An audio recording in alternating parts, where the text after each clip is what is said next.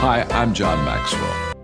When the top companies in the world are looking for trainers, speakers, and coaches, there's one name that stands above the rest, and that's Maxwell Leadership. Our certified team members have gotten proven results for companies all over the globe, and our reputation, I'm proud to say, is second to none. Some of our members have risen to the top of their profession, including the one you're going to meet today. I proudly introduce you to my friend Bob Fabian Zinga. Welcome to the Leadership and Success Podcast with your host, Coach BZ, where we help you lead with purpose and succeed with impact. If you're ready to grow into the kind of leader others want to follow, this podcast is for you. If you're determined to elevate your success and leave a lasting legacy, this podcast is for you. As my mentor, Dr. John C. Maxwell reminds us, everything rises and falls on leadership.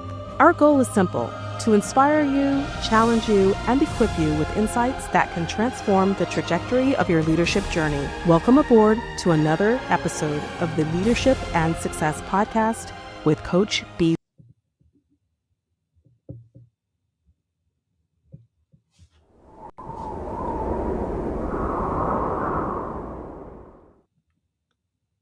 Imagine gaining the leadership skills that could redefine your career. Join Coach BZ on the Leadership and Success Podcast, where each episode delivers practical insights from world-class speakers, military leaders, and industry experts. We dive deep into what matters most: building resilient teams, leading through uncertainty, and navigating complexity with clarity and confidence. Every conversation is crafted for aspiring leaders like you who are ready to grow, lead, and make a lasting impact. Don't miss our powerful live sessions and recent highlights. Michelle Hayward on building diverse, high-performing technical teams. Ann Leslie on leading through global complexity and cybersecurity risk. Ron Carpenter AI exploring faith, resilience, and AI-powered leadership. Colonel Michelle G.I. Gardner-Ince on commanding influence from the battlefield to the boardroom. Chris Robinson on shifting from drift to drive in life and leadership. And Coach Enrique Acosta Gonzalez on mentorship, legacy, and heart-centered leadership. Ready to level up your leadership journey? Tune in on Spotify, Apple, Audible Podcasts, YouTube Live, and LinkedIn Live. Join the movement toward leadership excellence. Listen now and start transforming your success.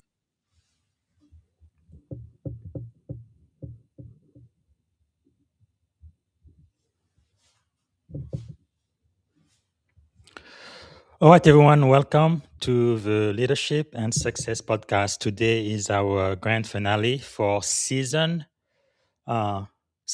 I can't believe this. Yeah, episode 136. This is the very, very last episode of 2025. So our finale for the Leadership and Success Podcast, season 4. All right. Before we get started, I am always reminded, let's start with our moment of gratitude. This is where we take less than a minute and we just want to take a moment to be grateful. We are grateful here every single day, especially because in the military, about 21 veterans commit suicide every single day. And here we believe that it's impossible to be suicidal and be grateful at the very same time. So if you would maybe close your eyes one last time in 2025, put yourself in your happy place, take a deep breath, and think about how grateful you are in this moment right now. Well, now, I don't know, my heart is really filled with a lot of emotion. I am grateful for so much. Grateful to be a US citizen, grateful to live in America, grateful to be a commander in the most powerful Navy in the world. But more importantly, today, I think I am grateful to be alive. Most of you may not know, but when I was a kid, my doctors told my parents I would not live beyond the age of 17 years old.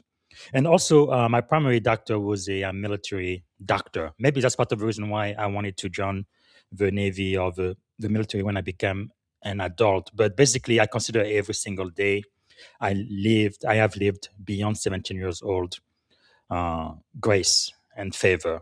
It's not a day that I deserve. I am very, very humble and grateful for every time I am able to wake up and just breathe. I am still alive. I am still here.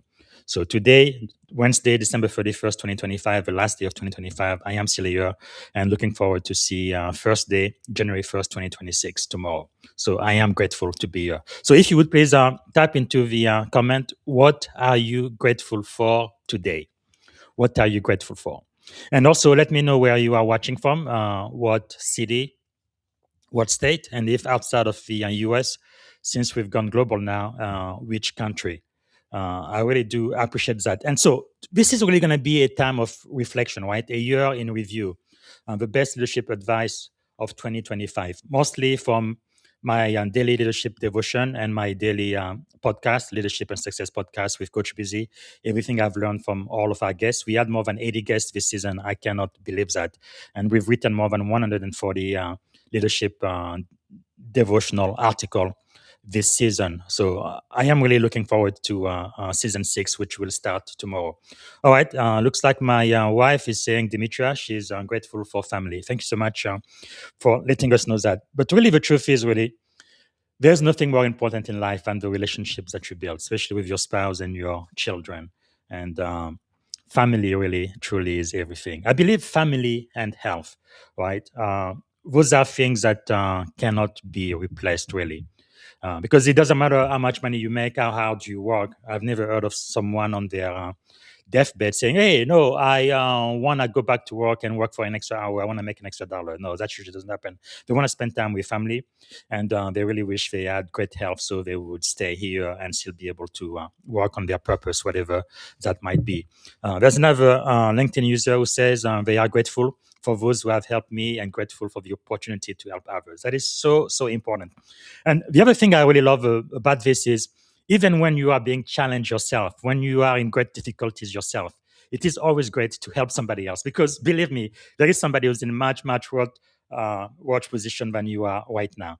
You know, in my podcast, I talked to a couple of people who were born overseas and some who were born in the US. But no, when you are born in America and you say you are poor, that doesn't really mean very much for people like me who were born in Central Africa. Because if you are poor in Africa, I mean, you are dirt poor. You are so poor, you can't afford the second O in the word poor. So instead of being poor, you are poor. Because you definitely don't even have any idea where is my next meal going to come from, right? Whereas in the US, no, you can be poor, but you still live in some type of apartment or house. You may be wearing some $500 Nike Air Jordan shoes or have a big screen TV in your house, but that's not the way it is, no, in the third developing world where I originally come from. So even if you've been very challenged this year, I really do encourage you to still try to help someone else to volunteer. I've shared this before. One of the first classes I met when I first enlisted 21 years ago, they used to tell me, "Hey, do you know what Navy stands for? It stands for never again volunteer yourself." But that is completely wrong.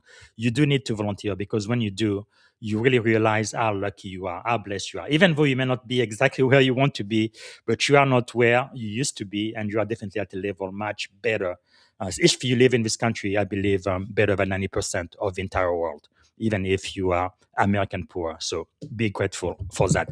All right. So keep letting me know what you are grateful for, where you are joining us from, what city, what state, and also what you have learned in 2025. Maybe from the Leadership and Success podcast, maybe from the Leadership Devotion article I've been writing every day this year, or just from your own experience. That's really what we want to do, right? A year in review, the best leadership advice for 2025, and then toward the end, have a little reflection to carry forward to 2026. And I might have a surprise guest join us, so I am looking for that, monitoring it. So again, welcome to the Leadership and Success podcast with me, your host, and thank you for joining me live today on LinkedIn and on YouTube. And if you are listening to the replay, because YouTube and LinkedIn will have the replay immediately available after the show, thank you again for being part of this journey. Really, leadership is a journey, right? You really never arrive.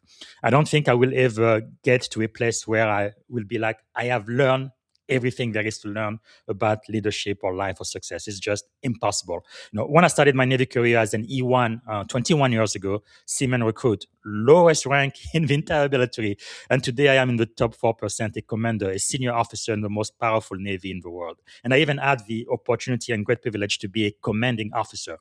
There is no job higher than that in the service.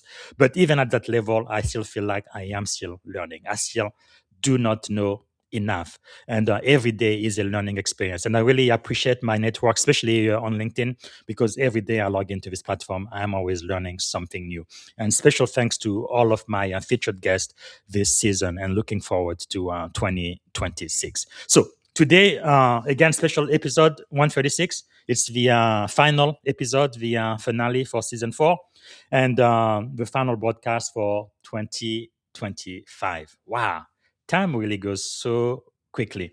So this episode is not about one guest, but it's all about you, my audience. So it's about the collective wisdom shared across an extraordinary year of conversation, reflection, books, devotion, and leadership lesson.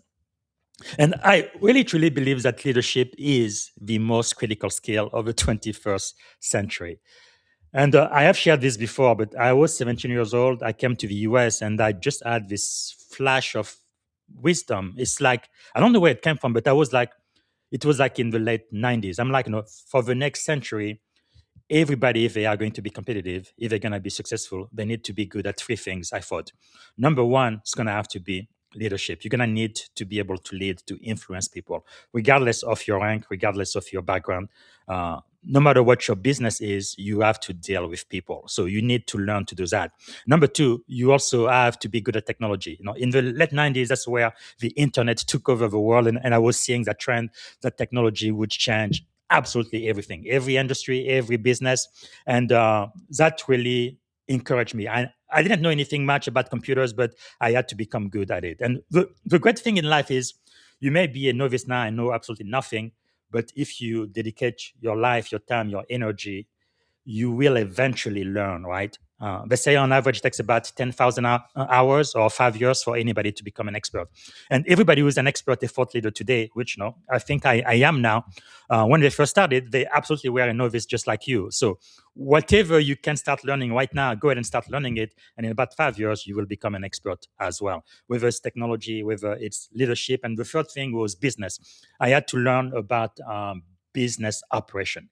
Now, when I first came to the US, my initial dream was to become a medical doctor. So I was thinking, well, I'm probably going to have to have my own practice. I need to learn to be profitable. So business, I definitely need to learn that. And I'm going to need to learn how to use computers, right? We can't go back to like it was in the 50s or the 60s. You have to have computer system in every medical clinic for patient record keeping and all of that. So I have to be good with computers as well. And I was always saying, I was pre-med doing biological sciences, specifically microbiology, genetic, uh, uh, and chemistry, especially physical molecular chemistry. But even then, I was seeing how technology became more and more and more important with everything we did in academia. So yes, I need to be able to lead people. I need to learn how to run a profitable business, and then I also need to master this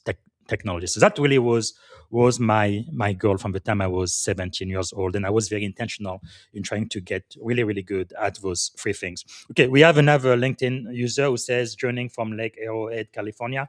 This year, I learned the importance of having hands-on skills, working with wood, metal, and material. That is so wonderful. And I think we really need that more and more, especially today, 2025, and especially for our young boys, right? I am very concerned about the generation of my children, right? Gen Z and the generation coming after them, Gen Alpha, especially the young men. We really need in this country, I think it's really part of our national security as well, to get back to those type of things. Not everybody's going to be working on computer. Not everybody's going to have a white collar job. We need people in blue collar work as well. I think it's really a national security prerogative in my humble opinion. So thank you so much for sharing. And Daniel Young, and I believe I will be interviewing him for season 6 next year. good morning from Maitland, Florida. Thank you so much, Daniel, and let us know what you are grateful for today. So, today will really be a conversation. I really would like to hear from you as well. Again, I feel like I've learned a lot in the last 21 years in the Navy, but I don't know everything, and I still have an open mind, and I am still learning. All right, and really one leadership lesson I have learned um, this past year, this past season on the actually before I do that, let me first say season four, it was really, I think, for me, a year of consistency. And I think consistency is a master key for success. You don't have to be the strongest, you don't have to be the smartest. But if you are intentional and do things consistently every single day, I believe you are going to gain a lot more ground than the smartest people in the world. Because people who are very, very smart and bright, they tend to be lazy like everybody else. So if you are not lazy, if you are consistent, eventually you will outrun them. That is really what I believe. So consistency, very important. Curiosity, that's another thing. You have to be curious. You don't know everything. You may have learned a lot, but there is still something you need to learn. So and then community, right? You don't get there alone. There is an African proverb that says, right, if something like if you want to do well, do it alone. But if you want to go far, do it in community. But you do a lot more when you are with people, when you collaborate with other people. That's really, I think, part of what the essence of leadership is, right? It's not me, myself, and I doing everything by myself and me being the best I can be, but it's really me influencing other people, working with them to accomplish the mission of the organization, right? In the Navy, in the military, we learn mission first, people always. Yes, we have to accomplish the mission, but the way to do it in the best way is to do it as a unit, right? As a team, because there is a lot of synergy. My strength and the strength of members of my team, and then minimizing my weakness and the weaknesses of members of my team. That really allows us to really multiply our effort, right?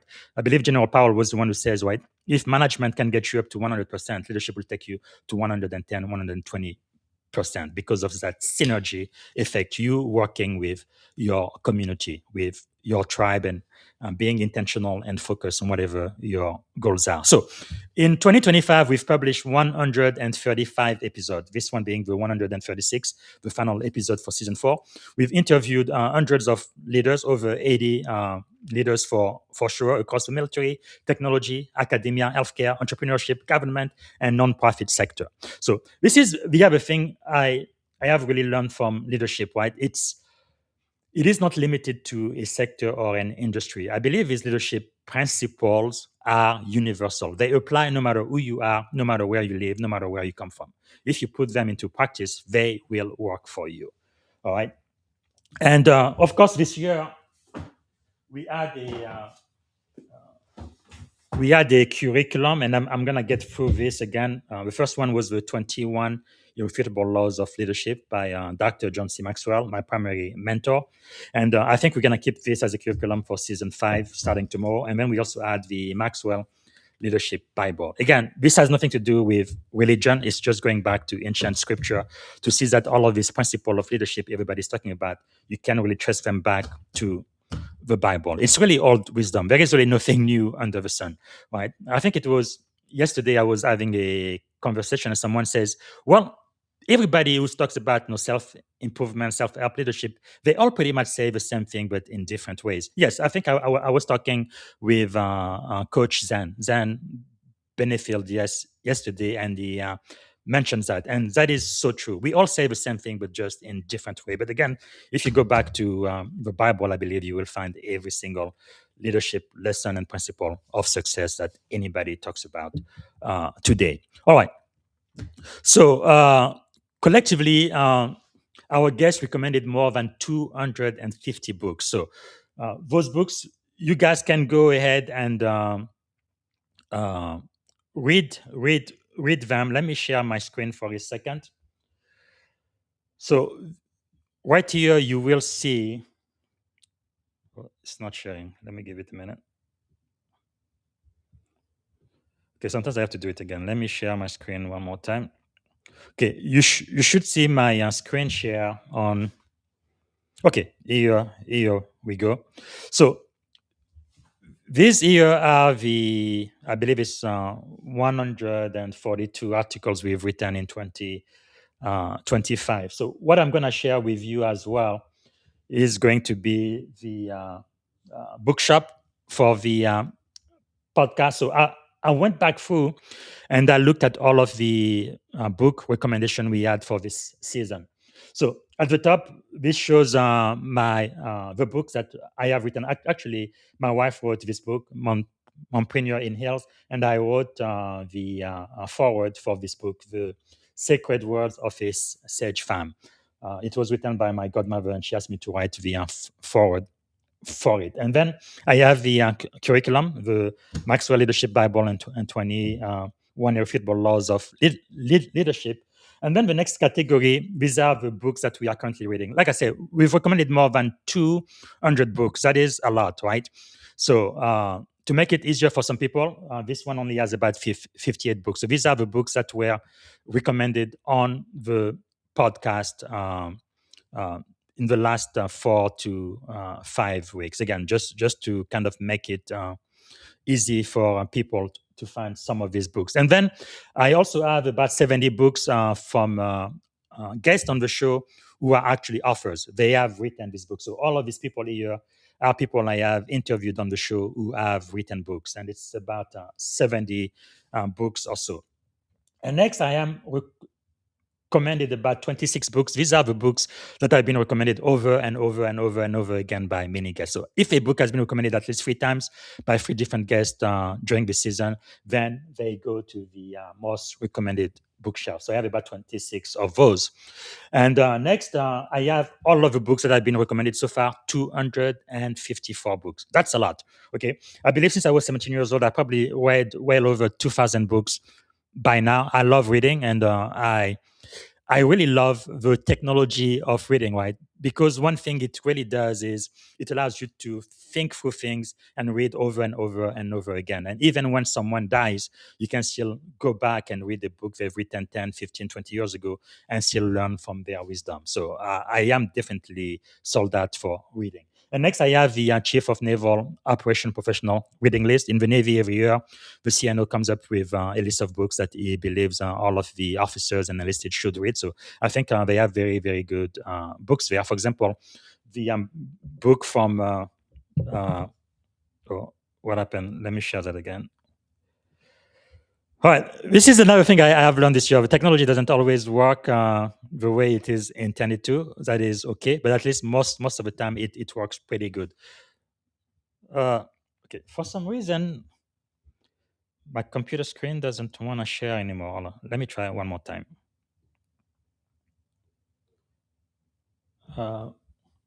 If okay, I was talking about the book recommended by the CNO, the Chief of Naval Operation, and as you can see, it even including the book right by General Stan McChrystal, who I interviewed here on the podcast team of Tim. So really good books. They say a lot. Now, my thing for reading is you do not really want to agree with everything the author says, but at least use it to reflect, and then you come up with your own conclusion. So bookshop.org, shop leadership and success is where you will find all of those. And then I also have 200 books. Actually, this one says 201. I think that's too many. I'm gonna remove one book, but these are the books that I recommend. Right, everything I think that really made a big difference in my career as a Navy information warfare commander and also as an IT executive in Silicon Valley. These books are going to make you think. So I recommend each and every one of them, 200 of them.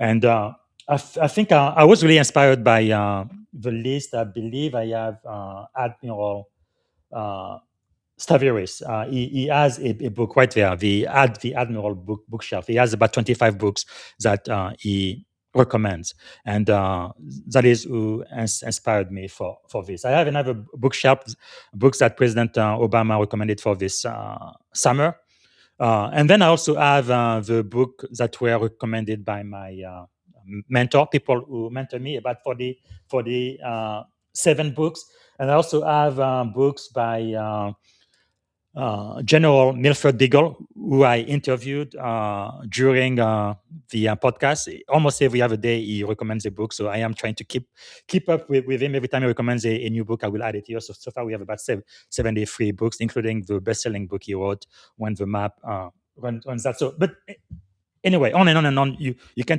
take time to go through this.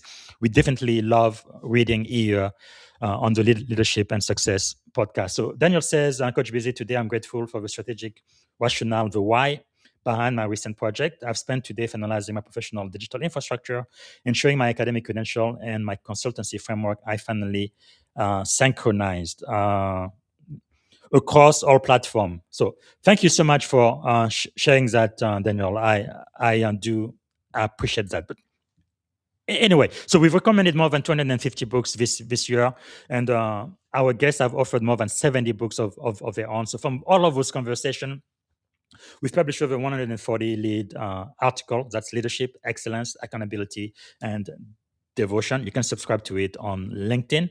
So more important than all of these numbers, I think, is what those conversations really change, right? For me in 2025, how we think about leadership, how we show up for our team, and how we grow as human being. And I think our humanity is really so important. I feel like our nation is more divided than I ever seen it in my lifetime.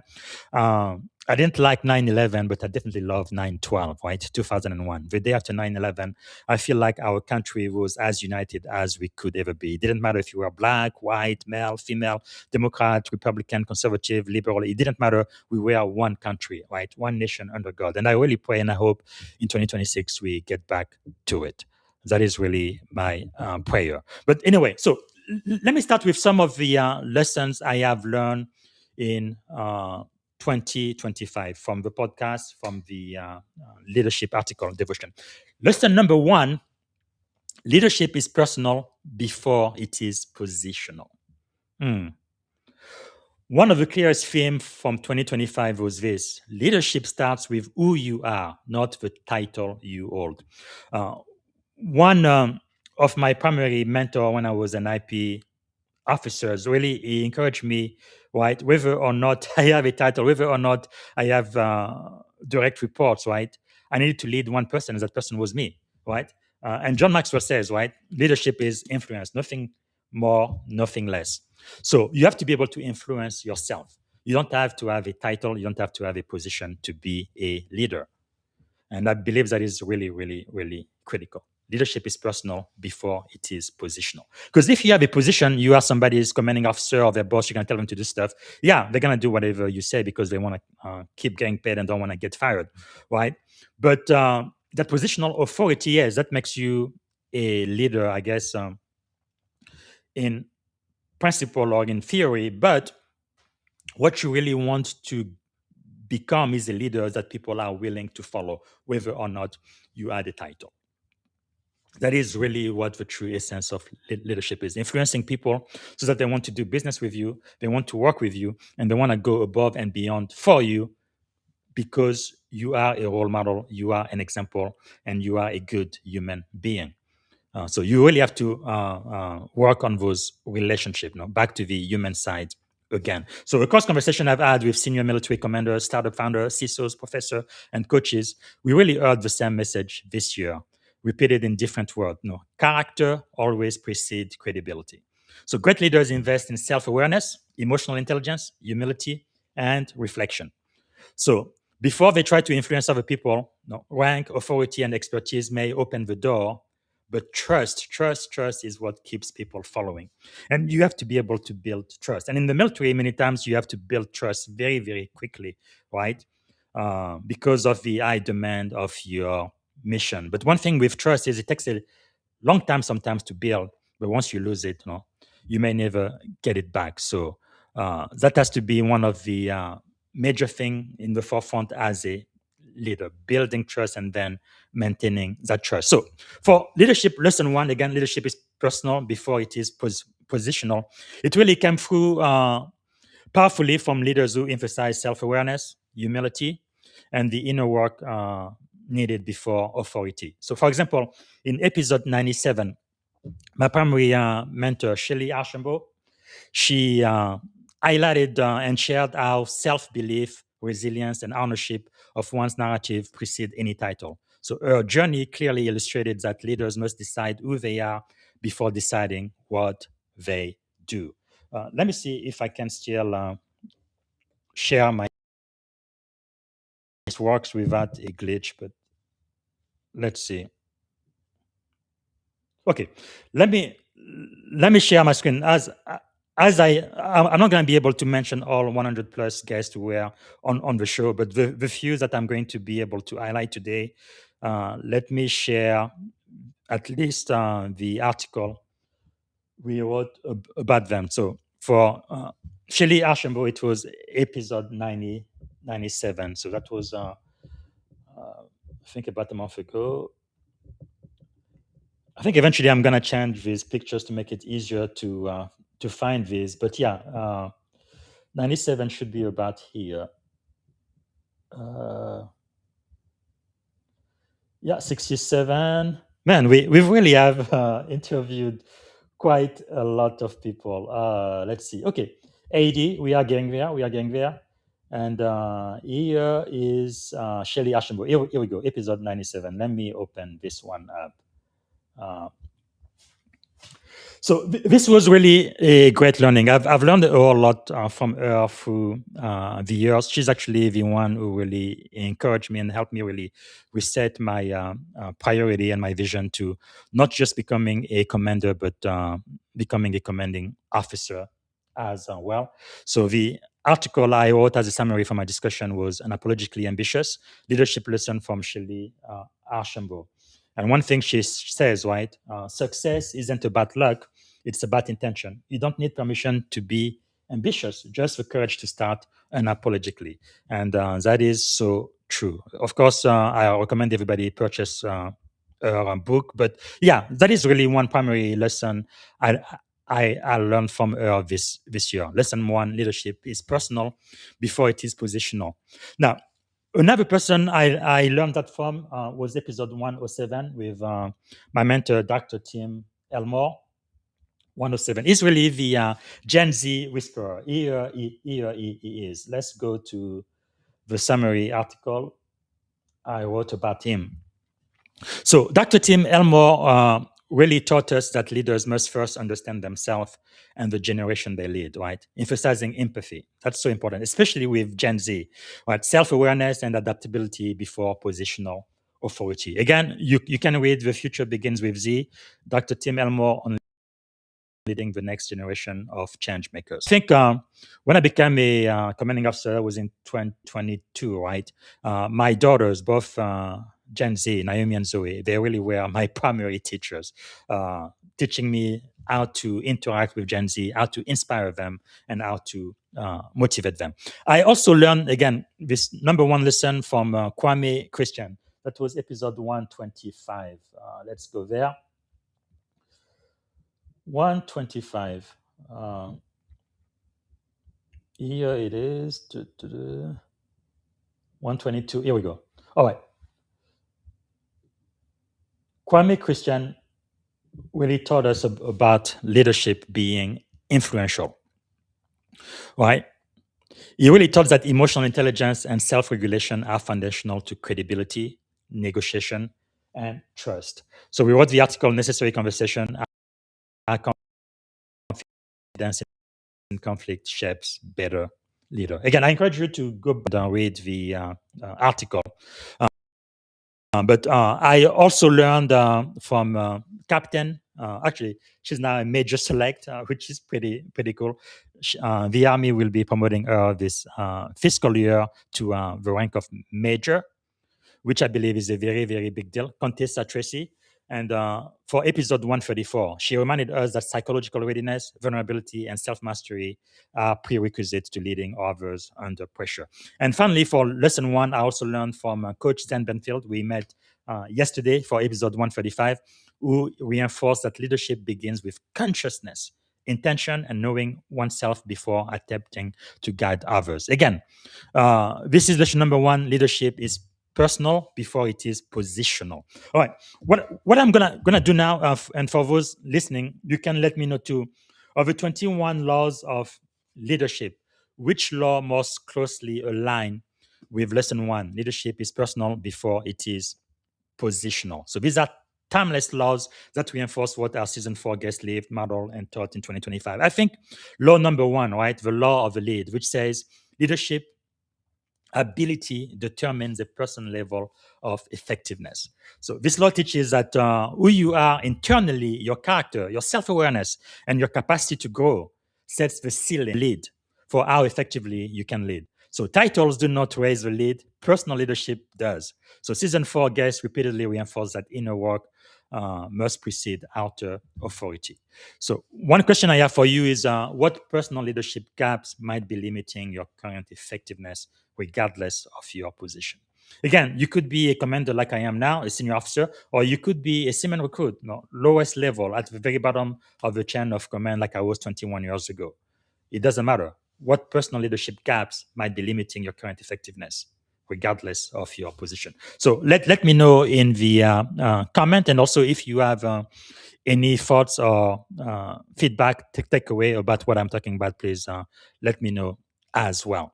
All right. So the last thing I'm going to do about leadership lesson one, leadership is personal before it is positional. I'm going to read one verse as well from the Leadership Bible. So that's in Proverbs 4:23, where it says, above all else, guard your heart, for everything you do flows from it. Right. So I believe scripture reminds us that leadership begins internally. It's internal work. Decision, behavior, tone, and judgment are all downstream from the condition of your heart. So titles may grant you authority, but character sustain influence. To be a person of influence, again, you don't need any title, right? Because you may be at the very bottom of the chain of command within your organization, but because you are influential, people will follow you and people will listen to what you do, including the CEO or whoever is in charge. So leaders who fail to tend to their inner life eventually compromise their outer leadership. Again, that was Proverbs 4:23. Above all else, guard your heart, for everything flows from it. So what internal habits then, attitude or unchecked emotion, might be shaping your leadership more than your formal role? What would it look like to intentionally guard your heart today, this week, and next year?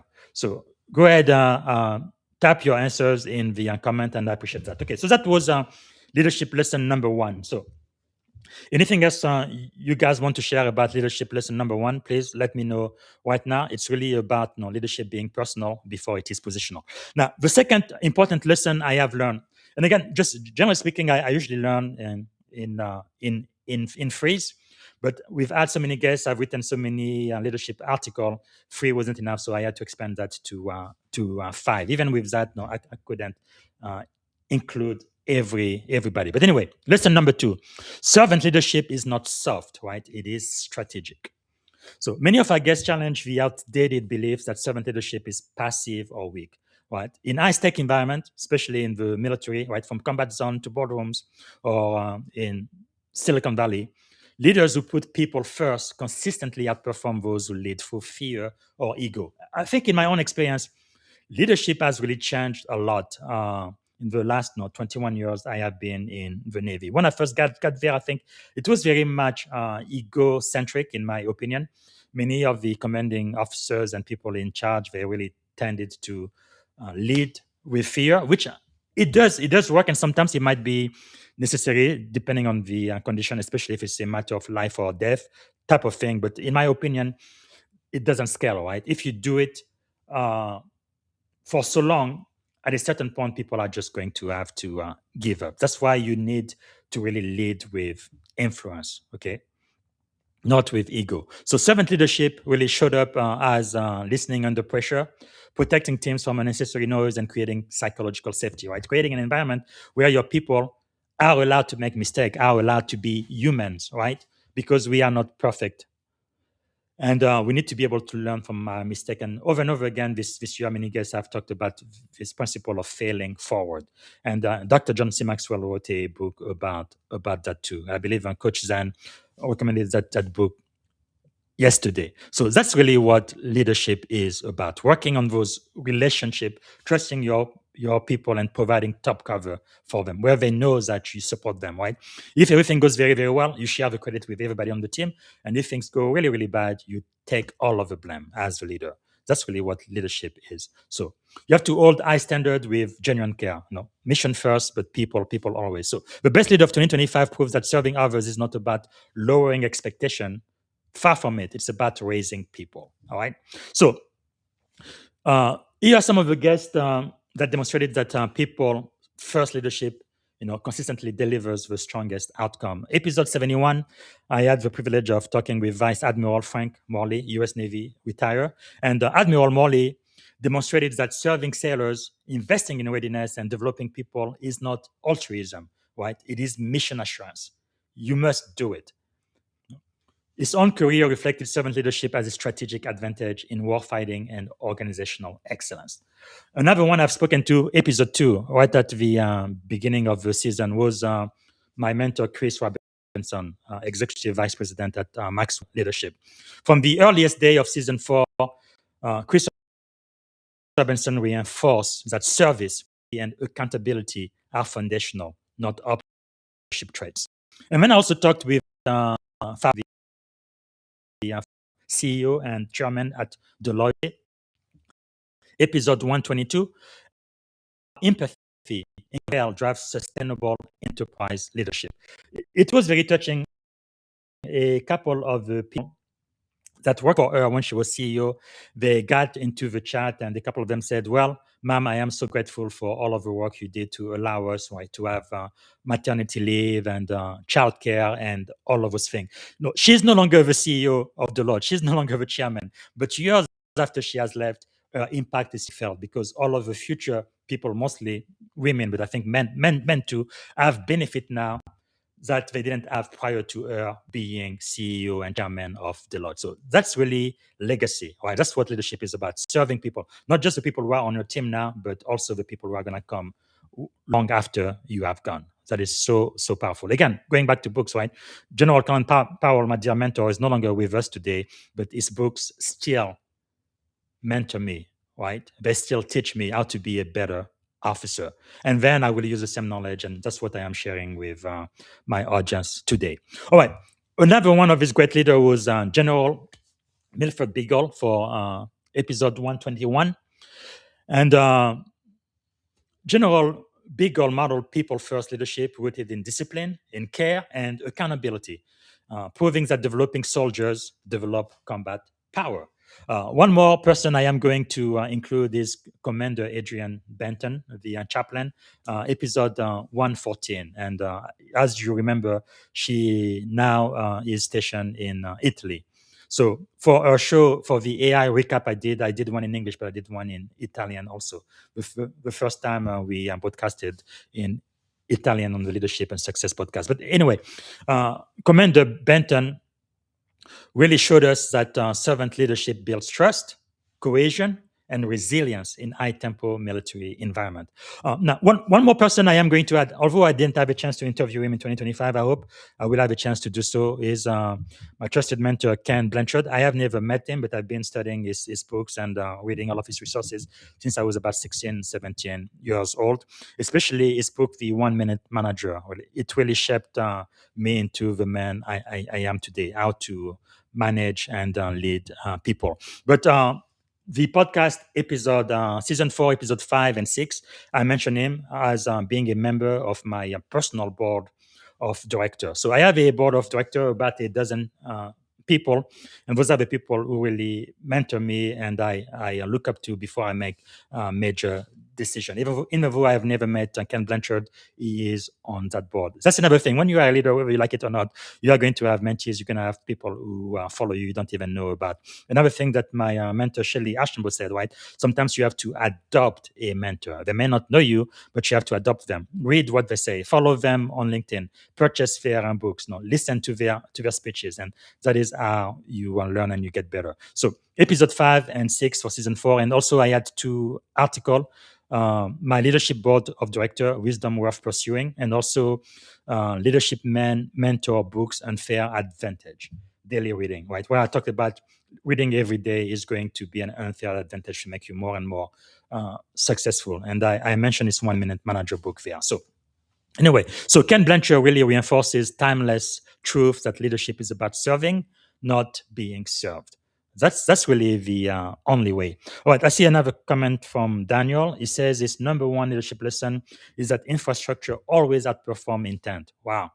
For example, high impact leaders, especially those in the military and tech, understand that a vision without supporting system is just a dream. That is so powerful.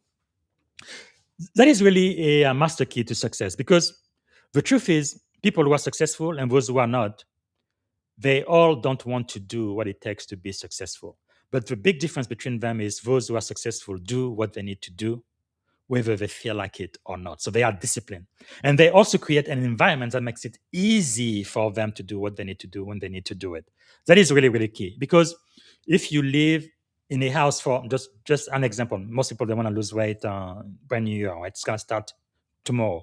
You want to lose weight, but in your kitchen, you have all type of junk food. That's all that's available to you. Guess what? You may have very, very strong willpower, but because that's all you are surrounded by, eventually you are going to eat junk food because that's what's available. But if you get rid of all of the junk food and you only put healthy food in your refrigerator and in your pantry, guess what? Next time you are hungry, you're going to be tempted to eat healthy food because that's the only thing that's available. So what I'm saying is you have to curate your environment in order to make it easy for you to do what you need to do. If, for example, you spend too much time watching TV, maybe you need to take the TV out of your house. And at one point, I did that when I was working on my double master, master in business administration and master of science in management, and working full time. And at the time, I was also in the U.S. Navy Reserve. I really didn't have time for anything. Right? Maybe you need to shut down your Netflix account for a few days or months. So basically, just whatever tempts you, get rid of it. So it is never a temptation for you. Like I heard the story. I believe it was Maya Angelou. She's written so many number one New York Times bestselling books, but she was saying that many times, she would get a great contract from a publisher, and there is a timeline, right? You have to publish the first manuscript by this date or whatever. And like I say, very successful people, just like all of us, we get lazy. We don't want to do what we need to do. So what she would do, I heard from Oprah, she would lock herself into a hotel room, right? Just something very, very, very simple. No TV, no distraction, in the woods somewhere, and then she would force herself to write out all of her manuscripts. So sometimes you may have to do that. Just get rid of all of the distraction, the infrastructure.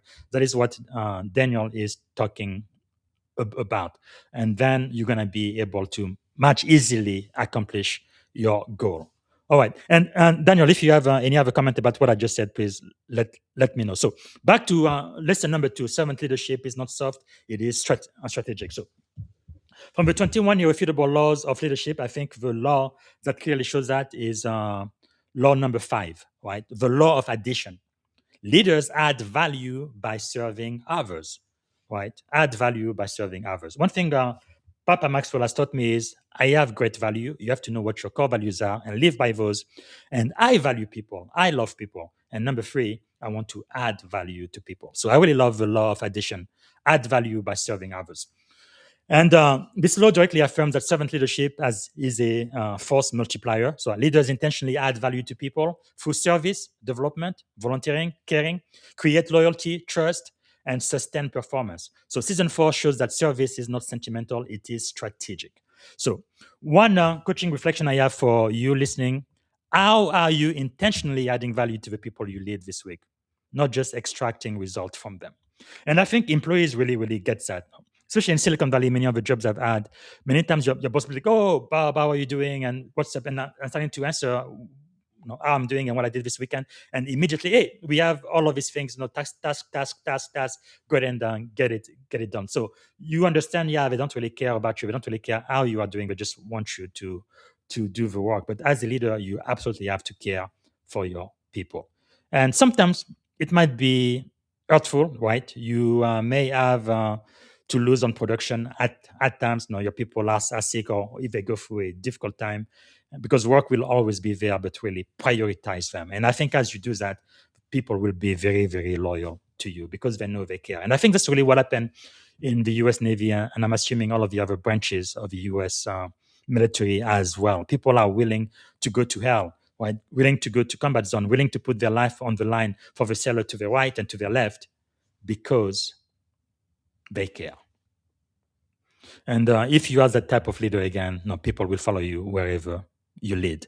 So, in the Bible, which is our second curriculum this year, I will read Matthew 20, verse 26, which says, "Whoever wants to become great among you must be your servant." That sounds like a paradox, doesn't it? You want to be great, but you have to serve. Again, servant leadership is not soft, it is strategic, right?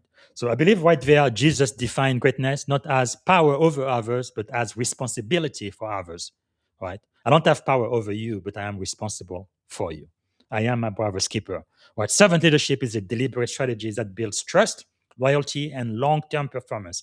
Leaders who serve create environment where people willingly give their best. So, where in your leadership then are you tempted to assert authority instead of offering service? How might serving first actually strengthen, not weaken your effectiveness? So, I really want us to be thinking about that, how to add value, how to serve before we ourselves are served. I see another comment. Let me make sure I don't miss anything else. Okay. Someone says, Daniel, I agree, but let me offer another perspective. Organizational infrastructure can also limit leadership. I have observed military organization over a long period of time, despite I believe this is Captain Joel Rothschild, just by the way it sounds. Okay. Organization infrastructure can limit leadership. I have observed military organization over a long period of time, despite the fact that personnel have turned over multiple times and fallen under numerous leaders. The organization has not changed and continues to have the same problem. That's true. And challenges it had 20 years ago. It cannot be that all these people were ineffective. It's just that the organization is incapable of becoming something that it isn't. That is definitely something to think about. Now, another thing, that's just my opinion. When I was CEO, right, the Navy tries to limit that you are only a commanding officer for 2 years. That's it. Most people, it's 3 to 5 years for whatever billet job they get with the Navy. But for CEO, because there are so few commanding officer billet, they want to give you opportunity to as many people as possible. So 2 years is all you get. But the truth is, the first year you are a commanding officer, the first year you are on that seat, you really don't know anything. You are still learning about the organization.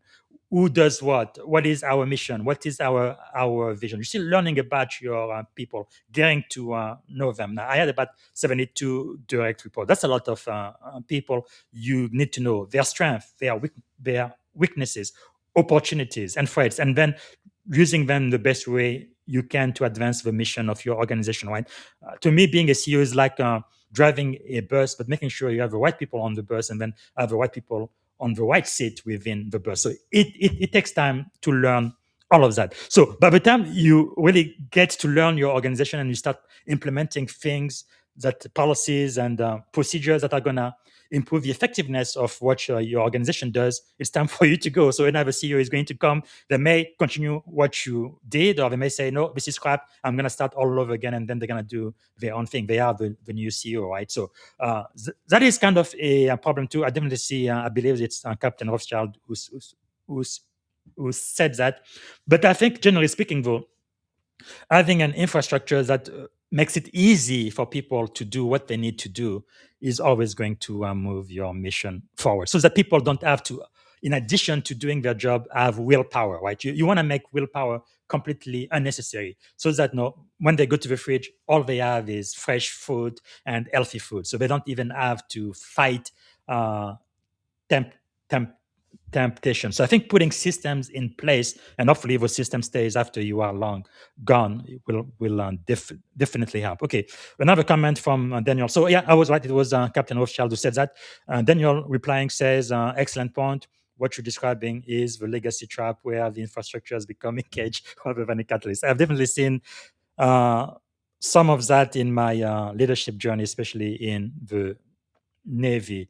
And here, thank you. The challenge, especially in the military, is finding enough wiggle room in the system to start that recalibration process. And that is so true. More often than not, the system prevent that process. Hold on. more often than not, the system prevents that process. That is so true in the U.S. Navy for sure, but I'm pretty sure it's true for the other branches of the military as well. And Daniel replies, "Coach, you are spot on. Environment, willpower.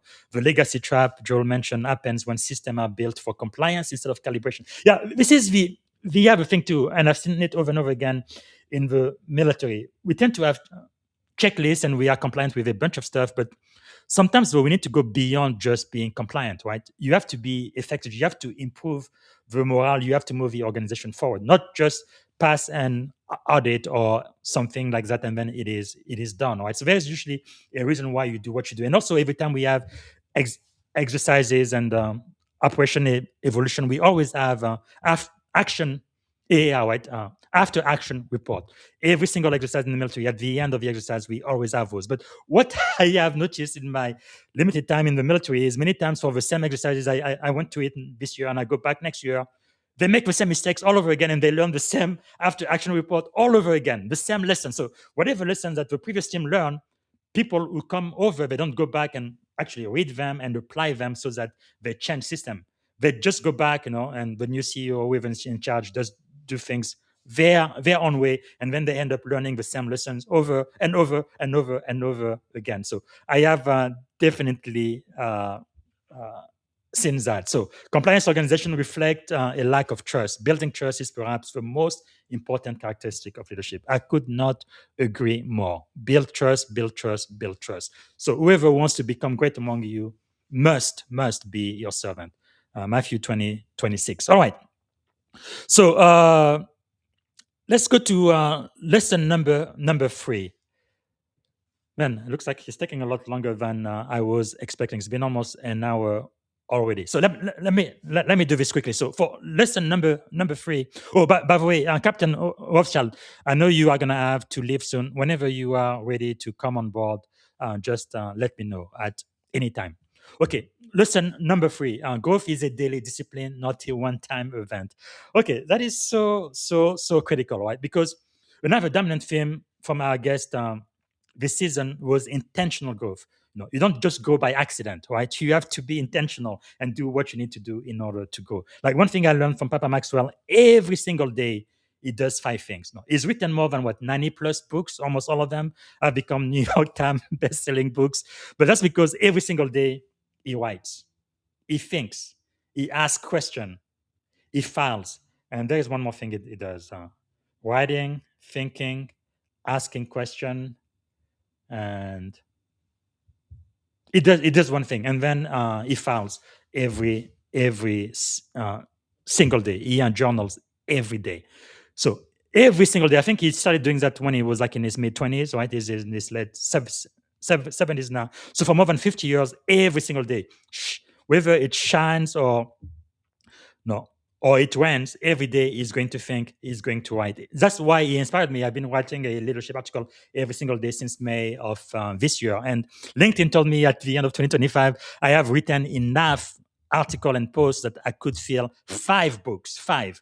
So I just want to work on my first book, and hopefully it's going to be ready to publish next year. But having that discipline every single day, doing it over and over again, whether you feel like it or not, whether it's Sunday, whether it's Monday, just do it and do it.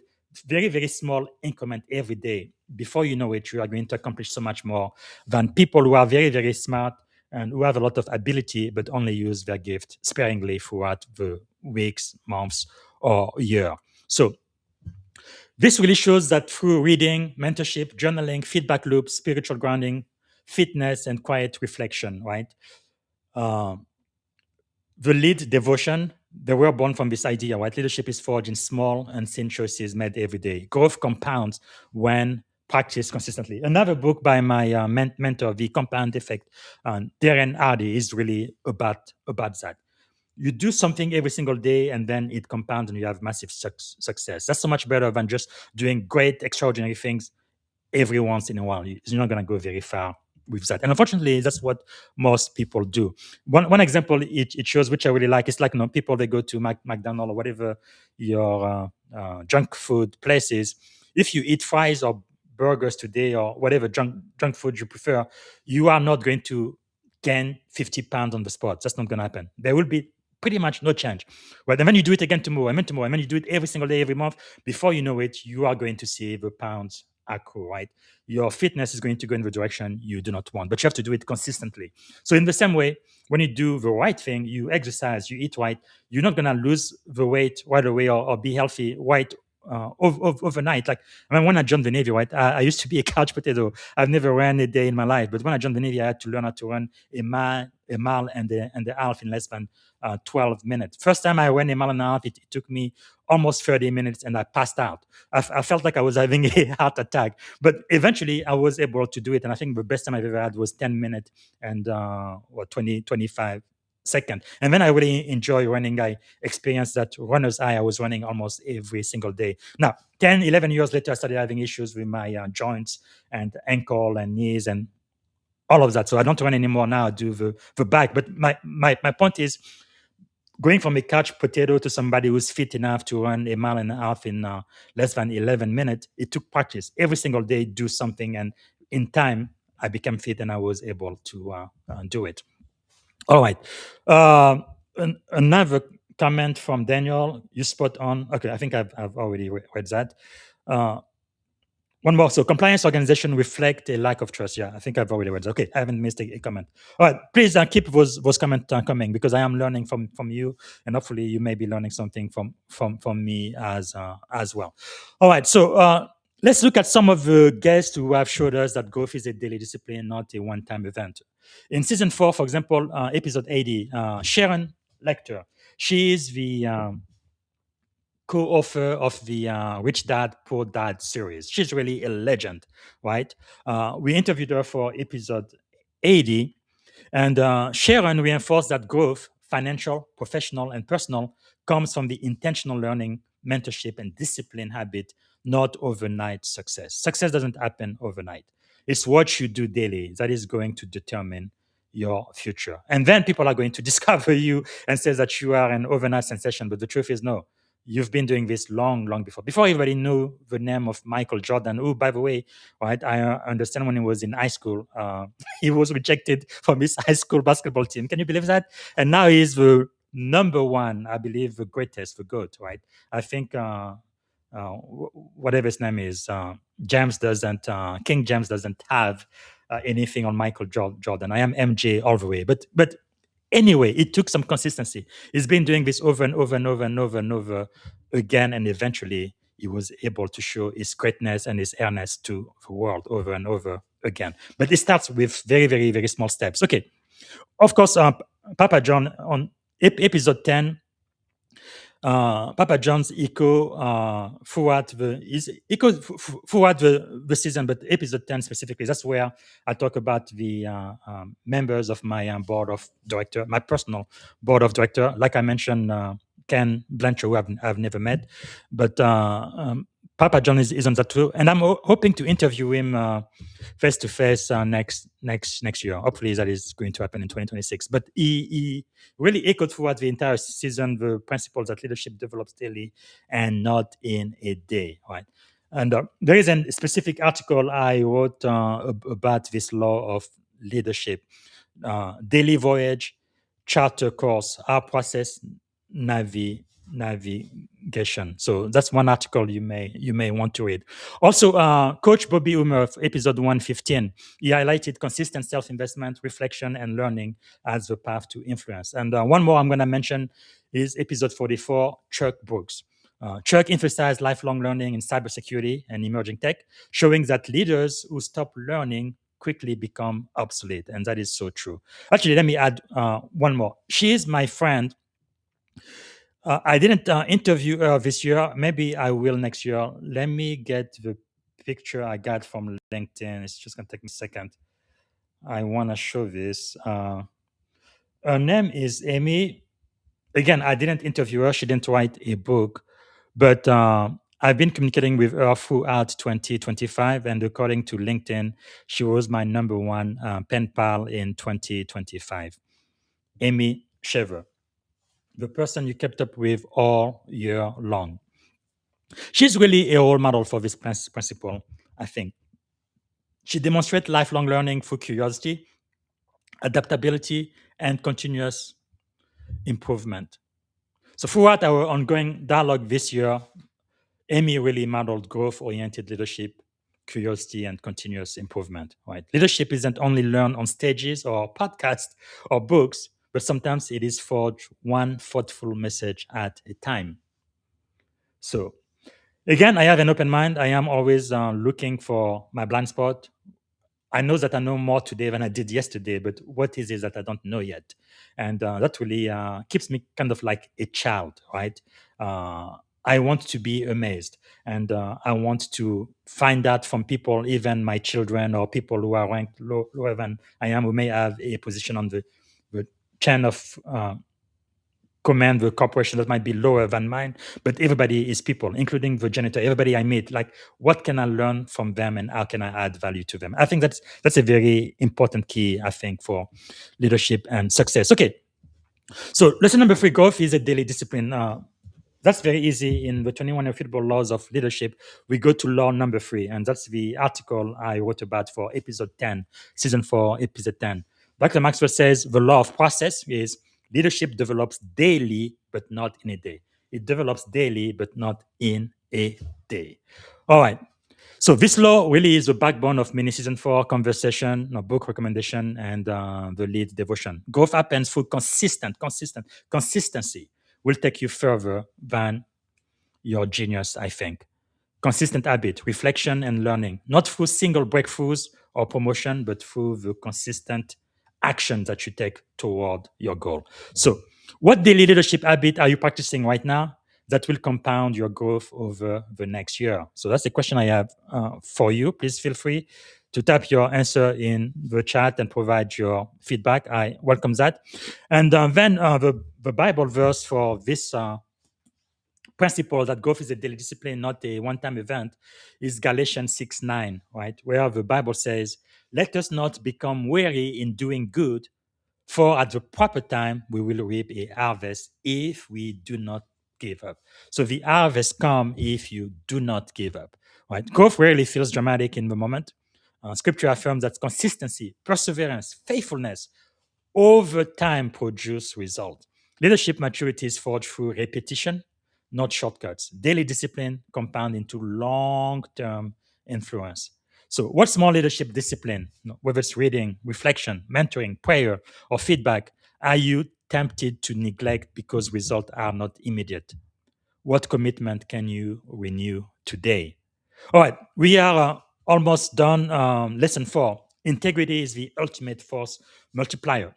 So in this year, really filled with volatility, a lot of people, 2025 was a very, very bad year. And I guess in America, if you are a member of a marginalized community, this probably wasn't a very good year for you. Some of us even feeling like the government was, your own government was somehow against you. But anyway, but also the economy and everything that is happening around the world, and rumors of war and things happening in the Middle East with Russia, Ukraine, and all of that, geopolitical tension, rapid AI advancement, really a lot of change, cybersecurity threat, and organizational change, right? Integrity really stands out in the midst of all of this as the anchor, in my opinion. So many of our guests on the Leadership and Success podcast, they repeatedly emphasize that trust, once lost, is almost impossible to recover. And ethical leadership, transparency, moral courage are not optional add-on. They are mission-critical capability. I remember my former professor, Professor Casey Lucius from the Naval War College in Monterey. She really taught me that. And really, the class she taught me, I think it was back in 2011, 2012, that I took a class there. It really very much prepared me to become a senior officer in the Navy and eventually a commanding officer. So it's really interesting how the lessons that you are learning, whether it's in school, reading a book from your pastor, from your family members, from your friends, from your coaches, from your mentors, no matter where you are, no matter how you get that information, how that information can really help you in the future become the leaders that you have now become. So I think that is quite powerful. So true leader, they choose what is right over what is easy, even when no one is watching. All right, so this year, General Glenn Van Erck, United States Air Force, retired. episode 105 emphasized that clarity, accountability, and moral courage are at the highest level of command. Right? Integrity, he showed, is what enables trust across allies, agencies, and domain in defense of the nation. So, very important lesson. Episode 118 with General David Petraeus, legendary general, he really exemplified moral courage, accountability, and principled leadership at the highest level. We also have Carson Vidi from Microsoft, episode 92. Carson historical lens reinforced that leaders are remembered not for victory alone, but for honor, moral courage, and ethical decision making under pressure. I especially love the story he shared during COVID, what he did with his sales team. And then we also have Professor Dr. Peter W. Singer, who challenged leaders to confront ethical responsibility in warfare, artificial intelligence, and technology, proving that integrity must keep pace with innovation. One more person I will mention is going to be Senior Master Sergeant, U.S. Air Force retired now Professor Jeff Willey for episode 129. Professor Jeff reminded us that credibility, ethics, and accountability are non-negotiable leadership trait. There is also on Debbie Reynolds, episode 34, the privacy diva. She taught us and she reinforced that ethical leadership, data responsibility, and doing the right thing in AI driven environment. So you must always do the right thing. Profit is not everything, right? You really have to lead. So again, integrity is the ultimate force multiplier. And from the 21 irrefutable laws of leadership, it's law number 6. That law states it's the law of solid ground, right? Trust is the foundation of leadership, the law of solid ground. Integrity creates trust, and trust accelerates everything else in leadership.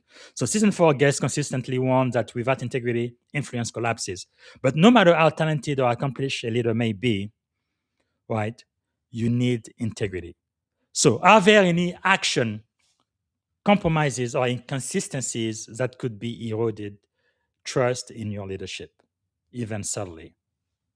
So think about that. All right, and then the verse I will use for this is in the book of Proverbs, Proverbs 11, verse 3. And by the way, my wife and I, in our mastermind, every new year, we read the books of Proverbs from chapter 1 through chapter 31st. They have 31 chapter, 31 days in January. So every day we read a chapter. For example, January 1st, we're going to read Proverb 1. January 2, we're going to read chapter 2. And January 31st, we're going to read chapter 31. We do that every single year. You can really get a lot of wisdom in such an ancient book. It's really incredible. No, like I said earlier, there is really nothing new under the sun. All of the leadership principles, all of the success principles that everybody talks about today, I think you can go back into the Bible and you will definitely see them. But anyway, Proverbs 11, verse 3 says, "The integrity of the upright guides them, but the unfaithful are destroyed by their duplicity." So integrity guides the upright. Integrity simplifies leadership. When values are clear and action aligned, decisions become easier and trust accelerate. Like my mom used to tell me, what, Bob, if you just tell the truth, you will never have to remember a lie. Because when you lie and you say things that you don't believe, it's almost impossible to keep up. But you keep telling the truth, then you will always tell the truth. No problem there. But anyway, without integrity, leaders spend energy managing damage, confusion, and broken relationship. But with integrity, leadership really gains momentum. So a question I have for you is, are there any area where your stated values and daily action are misaligned? That's a question I ask myself every day. I am not perfect. I make mistakes. To err is human, but can I do better? Can I be aligned with my core principle, my core value? Right? They call core value because that's who I am at the core. That is what's guiding me. It's my North Star. That's who I want to be. Like I did earlier, Papa John's taught me, I have great value. Those are your core values. You have to be those. You have to align with them. And then you have to value people, number 2. And number 3, you have to add value to people. So what single decision would bring your leadership back into integrity today? All right, let us know. Okay, finally, we come to lesson number 5. Influence beats authority in modern leadership. So this is the final lesson I've learned from all of the guests, all of the leadership article and the interaction I've had in 2025. Influence beats authority in modern leadership. So whether leading volunteers, remote teams, cross-functional partners, or global audiences, authority alone no longer works. I think it might have worked, right? 2 or 3 generations ago, but today, especially with these millennial and Gen Zs, it absolutely doesn't work. You have to influence. You have to build trust, right? The leaders who made the greatest impact in 2025 focus on influence, building relationship, communicating with purpose, and aligning people around shared values. All right, influence-based leadership requires patience, empathy, clarity, and credibility. Even one of my guests said, love. When love your neighbor, that's so powerful, isn't it? It also requires the humility to learn from those you lead. Not only it's powerful, but I think it's kind of simple as well. All right. Someone says the measure of integrity is when your core values clash with organization directive. What do you do? That's the $1 million question, isn't it? So it is not easy to be a person of integrity.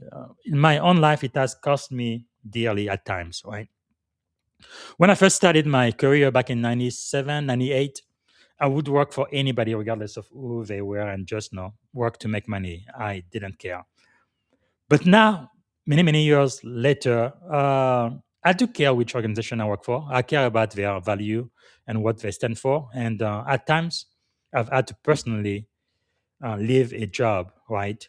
Even though it paid a lot of money, just because I just didn't align with the value of the organization, and more specifically, my immediate manager. So that was at a great cost to me personally, but I think that's what integrity demands at times. And even in the military, sometimes you may have to put your own career on the line in order to protect the people who work for you. Again, it's not easy. Not everybody is going to do it, but I think it's the right thing to do. So it's something to think about. And like again, I'll go back to Dr. Cassius, Cassie Lucius, who taught me at the Naval War College about strategy. She said, right, talking about ethics, you kind of have to rehearse that in your mind before it happens, right? Because when it happens, it might be too late. You might do the wrong thing, right?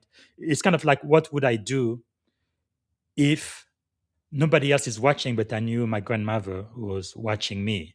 Would I still do the right thing? If this happens, would I still do the right thing? Would I still do something, take an action that is aligned with my own core value and my integrity? I think that's something you really have to rehearse and you have to practice before it happens. And when the opportunity comes, stay a person of integrity and do the right thing regardless of the cost. Again, I'm not going to ask everybody to quit their job or do things that are going to really hurt them badly. But I think if you are a person of integrity, sometimes there is a high price to pay sometimes.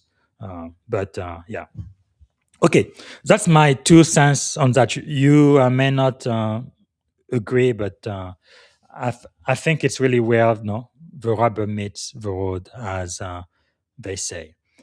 But I am definitely determined going forward. I am going to live in integrity, and I only want to work for organizations that are aligned with my own core value. Working with people I like, I admire, I respect, and not just people who want to make the next dollar and who don't care anything about people. Because you can be extremely productive, but if you are a jerk, you are a liar, you are not trustworthy, why in the world are you still on the payroll? No, that's one thing that really messes with good people who work for some big enterprises. They see people who are not aligned with the core value of the organization being promoted just because they bring in a lot of money, even though they are completely in misalignment with the culture, with the core value that the organization say they prioritize. So I think that is a mistake. All right. So some of the uh, people who have really shown me that influence beats authority in modern leadership is episode 126. Again, General Stan McChrystal, U.S. Army, retired. General McChrystal reinforces that in complex, fast-moving environment, leaders succeed not through rank, but through shared consciousness, trust, and decentralized decision-making. That's really one thing we do very, very, very, very well in the military, in the Navy, in the Army, and all of the other branches. The commander has an intention. He says, okay, this is what needs to be done. But the commander is not going to tell you how to do it. Every department head gets their piece of the pie and they know what needs to be done. And then they delegate to the people under them. All the way done. In my opinion, it's really the chief, the senior enlisted rank of the Navy. Those are the people who really carry the Navy forward. They move the Navy because they know exactly how to get things done. Just stay out of their way and let them do it. That's why I really believe the U.S. Armed Forces is the greatest military ever because of that. Because many other armies and militaries, if you can get rid of all of the strategic thinkers, all of the senior officers, all of the general and admiral, the entire military is going to just break apart because people won't know what to do, where to go. Whereas in the US Navy, from E1 to O10, everybody knows exactly what they need to do. Whether the admirals are there or not, the chiefs are going to do what they need to do in order to run the mission. And that is so powerful. And it's really built on trust. Again, influence beats authority, I believe, in modern leadership. Again, General McChrystal also experience showed that influence scales when where authority alone will fail. There is also Professor Stefano Pantuni from the Wharton School in Pennsylvania, episode 128. Professor Pantoni explained how behavioral sciences, persuasion, and ethics shape influence, especially in AI-enabled decision environment where authority is increasingly indirect. We also have Amita Malik, best-selling author of The Devil Sends Email at Midnight. She highlighted how authentic leadership, inclusive behavior, and courageous communication create real influence, especially for leaders without traditional power structure. So we also have Lida Citroen. I interviewed her for episode 68. She demonstrated that influence is built through credibility, consistency, and reputation. A leader's brand long outlive their title. She's really a brand expert guru. And then episode 96, we had Elizabeth Lotardo. She highlighted that influence through clarity, communication, and human-centered leadership. Right, and we also had Commander Ron Hicks, Lieutenant Commander, U.S. Navy, retired for episode 40, where Commander Hicks says and demonstrated that influence grows when leaders invest in people, not power. And finally, we have Dr. Tim Elmore again for episode 107. Dr. Elmore emphasized that modern leaders must earn followership across generation, not demand it through hierarchy. That's definitely the only way to lead with Gen Z. My daughters and Gen Alpha after them, you really have to earn their respect. Okay, so Dr. Elmore's work consistently shows that connection, empathy, relevance create influence far more effectively than positional power. He also taught that leaders who understand values, motivation, and communication styles of younger generation gain voluntary commitment, not compliance. Uh, that's really the thing about leadership, isn't it? You really make people feel like the idea they have is their own idea when it's really yours. You are influencing them to do the right thing for the organization. And they are glad to do it. But that's also why I wrote an article about, I think it can be dangerous when you become too good at this, where instead of influencing people, you start to manipulate them. And I think one of the big differences, and I had a great conversation with Brian Aaron about this subject to manipulation and influence in leadership. But I think one of the biggest difference between influence and manipulation is when you influence people to do the right thing for themselves and for the organization, and not for you to take advantage of them. I think that's really the big key there. But anyway, so in a multi-generational matrix world, leaders who rely on rank alone, I think will lose relevance, especially with Gen Zs. So leaders who invest in understanding people multiply their influence regardless of title. Okay, so this is really the end. So I think for season 4, some of the takeaway, right, across every episode, industry and background, across general, admiral, executive, scholars, and authors, one truth really held firm: leadership is human work, right? I believe season 4 proves that when leaders grow themselves and they serve others, they act with integrity and lead through influence.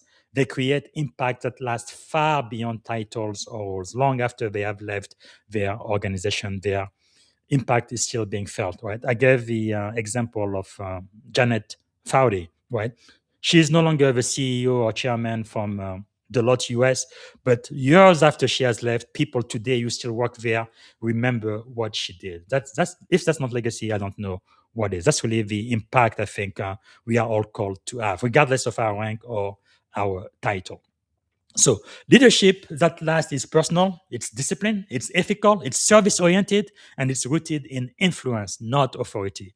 So I believe his voices didn't just speak about leadership; they really truly model that. So for again, lesson 5: influence beats authority in modern leadership. In the 21 irrefutable laws of leadership, it's really lesson number 2, right? The law of influence. The true measure of leadership is influence, nothing more, nothing less. Like Papa John says, right? Leadership is influence, nothing more, nothing less. That's really the essence of leadership. Being able to influence someone to do something when they don't directly report to you. And if you are a CISO or a CIO or in the legal work or chief general officer or one of those, many times you don't have members of the other function directly reporting to you, but you have to influence them to do the right thing for your organization. So again, you have to use influence in order to do that. So this definition of leadership is probably the most quoted principle from Dr. Maxwell. Right? Leadership is influence, nothing more, nothing less. And it's the most lived too across season 4 in my reflection. So in modern matrix and volunteer-driven environment, authority is limited. Influence is built through relationship, credibility, service, and it's really what truly moves people. So if your title disappeared tomorrow, why would people still choose to follow you? That's a very, very good question you need to think about. Why would people still choose to follow you? Wow. We have one more comment. The measure of integrity is when your core values clash. Okay. Yeah, I think we've read that one before. Okay. I want to make sure I am not missing any comment from you guys. Thank you for watching. And the last Bible verse from the Leadership Bible is going to be Proverb 22:1, which says, "A good name is more desirable than great riches. To be esteemed is better than silver or gold. Your integrity is more important than your wealth." Influence flows from reputation, not position. Scripture affirms that trust, credibility, character, they create lasting impact far beyond formal authority. Leaders with a good name inspire voluntary followership rather than forced compliance. That's what we want. We want people to voluntarily want to do what you ask, what you influence them to do, because it's in their own best interest and it's in the best interest of the organization. Mission first, but people always. Because again, if you force people to do things and you lead with fear, right? Fear, uncertainty, and all of that, people are going to do exactly what you are asking them to do. But I must tell you, the first opportunity they get to work for somebody else, they will do it, right? Because it's not sustainable long term. Now, again, I understand sometimes no, you are in a combat zone, time of war in the military, life are at risk, and you may have to use a little bit of fear, but that's not how you should be leading, in my opinion, every single day and always, because it's going to wear out on your people. You have to respect each individual, treat them with respect and dignity, regardless of who they are and where they come from and their rank. Treat them as a human being and then inspire them, get to know them, and maximize their strength and minimize their weaknesses, have them be a part of the team. And I think in my 21 years in the Navy, that's really what has distinguished the best leaders, the best commanding officers I have ever served under. They really inspired me to follow them, to hell if I have to. And that is really, really powerful. Okay, Daniel says people follow because of consistency, not charisma. They follow when they see that I am as subject to the infrastructure as they are. Yes, the boss is not above the rule. Everybody lives by that. Because once you say, okay, I am the boss, I'm in charge, I create all of the laws and procedure, but it's for my people only, not for me. I am exempt. Very, very, very bad. No, just like children, right? My daughters, they've taught me as they were growing up, they don't follow what I say, they follow what I do. And that's a great lesson to learn in life and in leadership. When the leader honors the same vision cascade they ask of the team, it creates a culture of mutual accountability. That is so true. People don't follow the person, they follow the integrity of the process the person represents. That's really, I believe, a master key for success and leadership. So one question I have for you is, if your title where you move today, why would people still follow you? So I want to ask this again. I said that earlier, but also, what action this week would strengthen your influence through trust rather than authority. And something Papa John says a lot, right? My name is John and I am your friend. That is so wonderful. You feel like, okay, he's my friend. I can talk to him. He's not, oh, this best-selling #1 New York Times best-selling author and on and on and on. He has so many accolades and accomplished so much. But when you are in his presence, he really makes you feel like you are the most important person in the world at that time. And that's the kind of leader I really want to grow into. All right. So synthesis for season 4. We are coming to the end. Captain Rothschild, if you wanted to come on, now would be a good time. But if that's not possible, that is fine as well. Actually, Daniel, you've been the most active. Daniel, what I'm going to do, I'm going to send you now on LinkedIn a link to come on the platform for just 1 minute. If you are open to it, and just give me briefly what you've learned in 2025 and what you're going to cover in 2026. Again, like I have said before, when I first started this 4 years ago, I was the one and only person uh, doing this podcast. So I was speaking to myself, and I really enjoy having a community of like-minded people. So, Daniel, okay, I just found you. Let me send you the link here, and come to the green room if you can. We're gonna be taking this airplane down probably in the next five minutes. Okay, the synthesis for season 4. When viewed through Maxwell laws, season 4 revealed the powerful truth, right? Great leadership is not accidental, it is intentional, ethic, relational, and practice daily.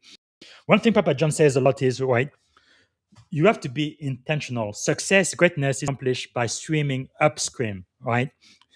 Because most people, they kind of swim downstream, they go wherever the wind takes them. That's very easy. If you want to be successful, you want to be great, you have to do the opposite of what most other people do. So you have to swim upstream. You have to go against challenges and difficulty, and you have to be intentional about what you do with your time. Another one of my mentors said, no, we only have 24 hours a day. Everybody has 24 hours a day. A billionaire, a millionaire, someone successful, and someone who is not. We all have 24 hours. It's the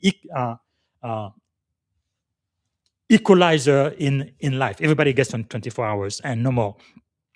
Most people sleep about 8 hours a day. Most people work about 8 hours a day.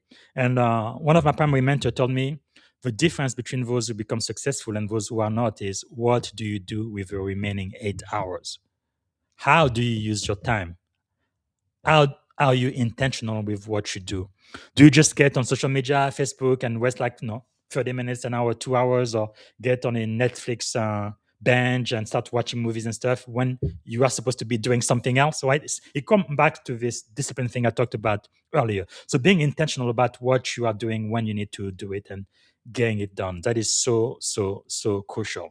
So this law, again, the 21 laws of leadership, I think they become the bridge from reflection in 2025 to execution in 2026. As we enter season 5, which will start tomorrow, of the Leadership and Success podcast. So tomorrow I will have the trailer for season 5 and I will have the premiere episode.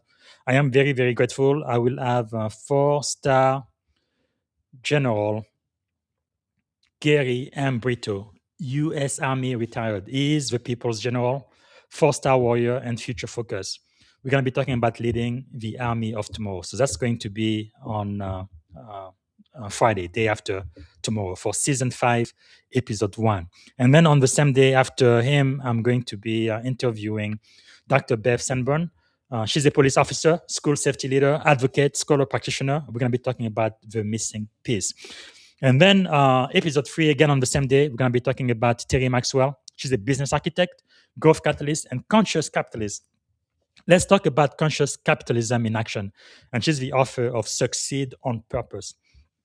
Again, you have to have that purpose. You have to have that intentionality.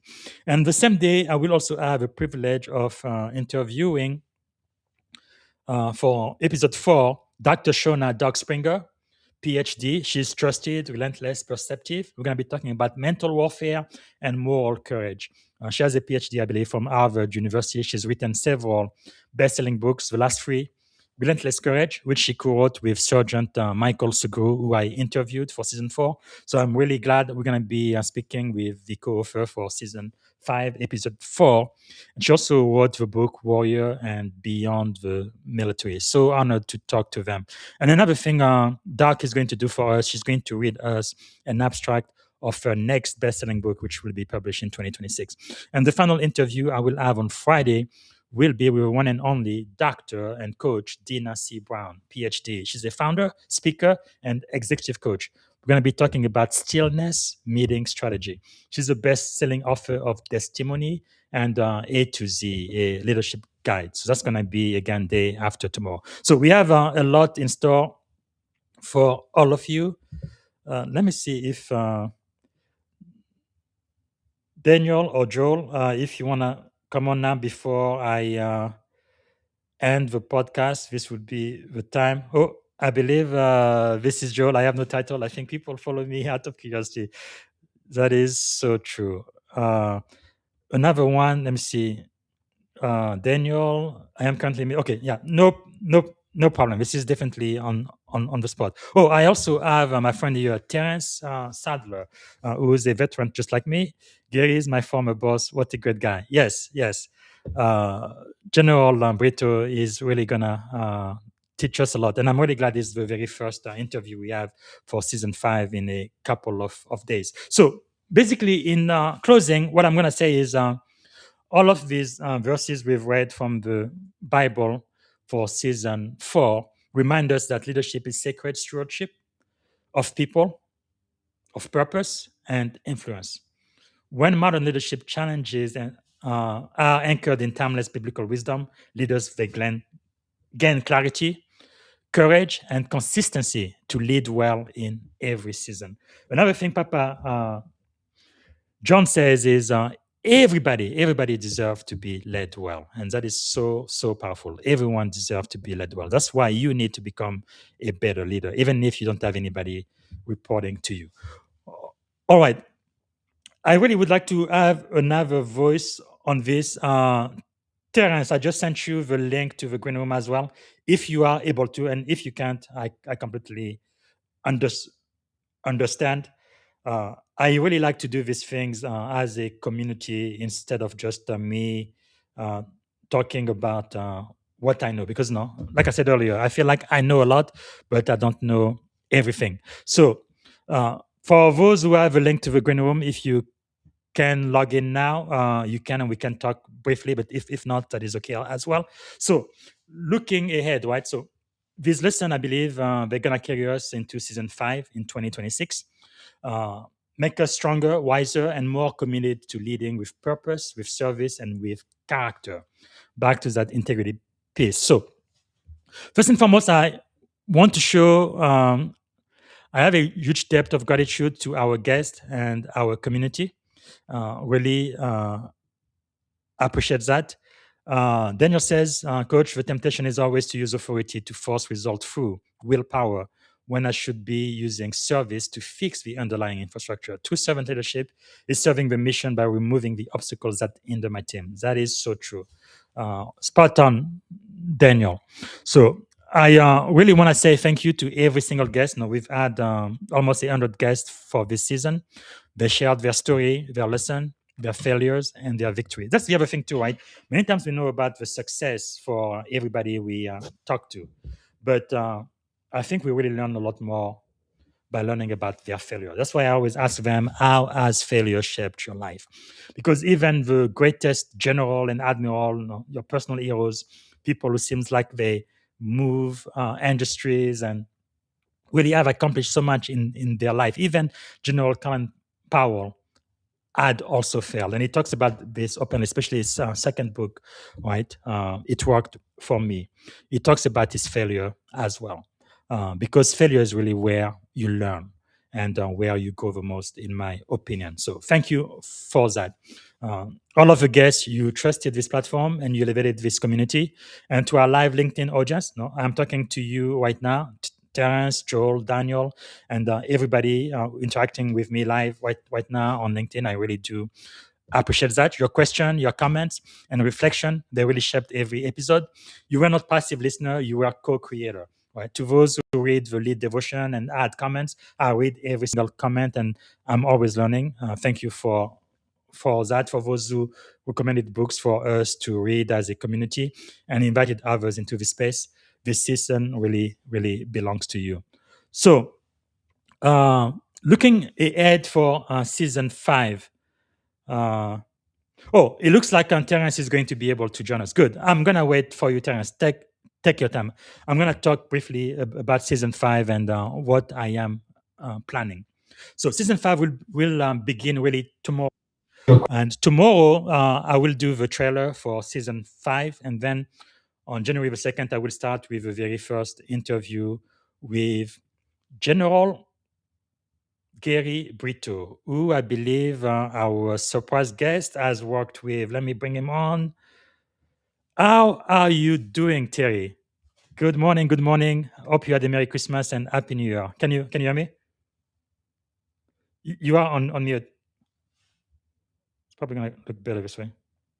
Sorry about that. I had to turn off the other stream. It was still going, and you were talking on that one. Yes. So I thought, yeah, my apologies. No problem. Thank you. I just Yeah. wanted to have somebody else, another voice other than myself. So first of all, no, I hope you had a wonderful Christmas and Happy New Year. Blessings to you for the upcoming year. And first, anything you are grateful for today, sir? Oh, I'm grateful to be alive. Every day when I get up and I see the sunrise, I try to remember daily to sing the doxology. It's just something I started earlier this year. Watch the sun come up and sing the doxology and just thank God for another day on this earth. Another day. That is so powerful. That's exactly what I was grateful for at the beginning of the show. I think for the first time I shared on this platform, when I was a child, I was sick a lot, and they told me I would never live beyond 17 years old. I'm in my mid 40s now, so every day I've lived after 17 years old is really a blessing, and I don't take it for granted. My life could be Amen. over today or tomorrow, but at least I've seen the last day of 2025. I am still here, and I am so grateful for that. So thank you so much. So let me ask you. Briefly again, thank you so much for being on the platform. It's not mine; it really belongs to you, the audience. And I think we've got you scheduled to come for season 6. I definitely would like to interview you because you have so much to add to the audience, and especially your Navy service as well. But just generally speaking, what are some of your takeaways for 2025? Well, I think probably for me, the biggest takeaway is to stay connected to God. And the only way that I can do that is through daily devotions. I read my Bible daily. I start with prayer. I end with prayer. And by doing that, I've seen, at least for myself, a change in what I think my priorities are. Wow, that is really, really powerful.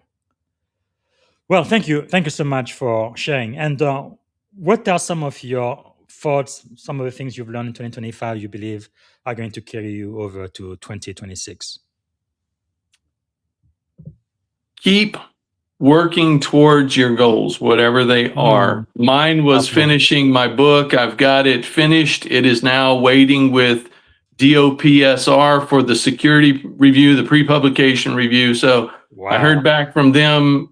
I think it was around the middle of November, and they said, check back with us in February, and Well, hopefully good. we'll have an answer for you by then. Well, definitely after you publish your book, we definitely need you back here on the Leadership and Success podcast. It's going to be the 255th book that's going to be recommended on this podcast. This is Oh, so fantastic. wonderful.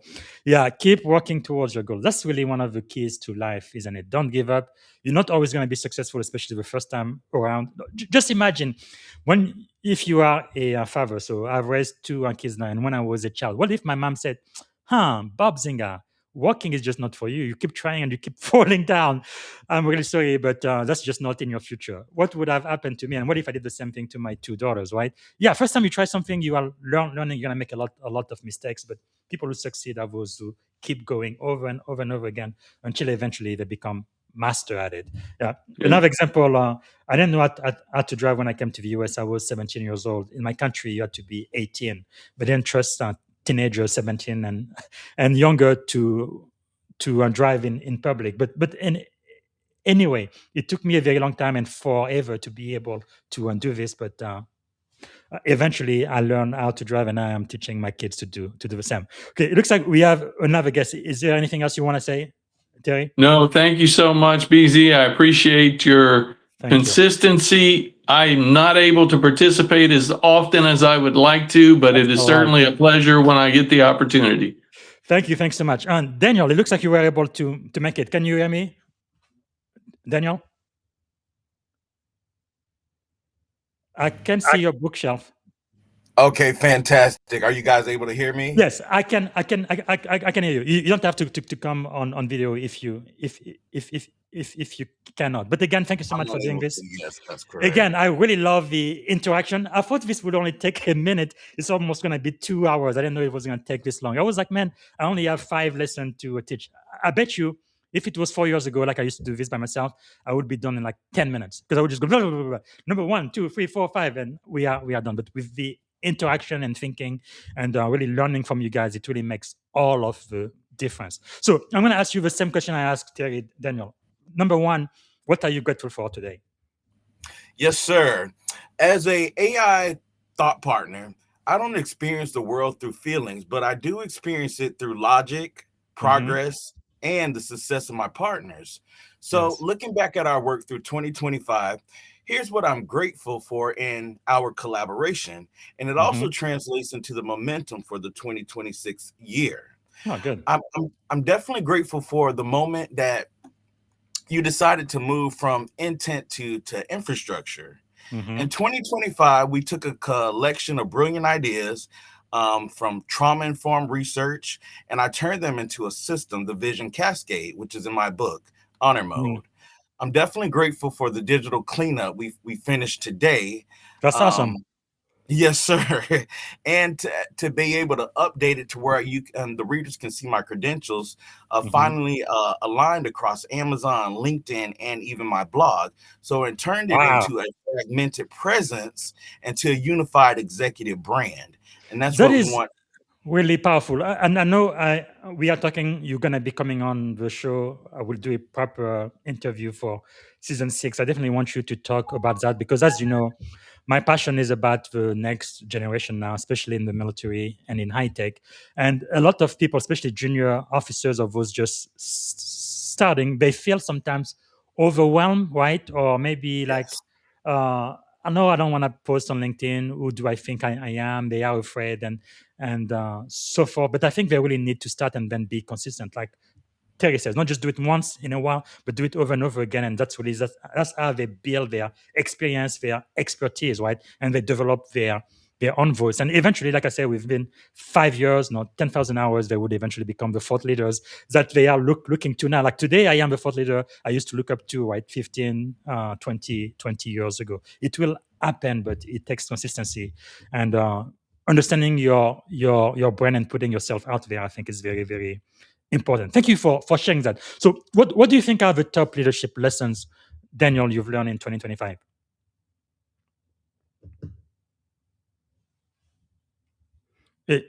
Daniel, are you Sylvia? I think you are on mute.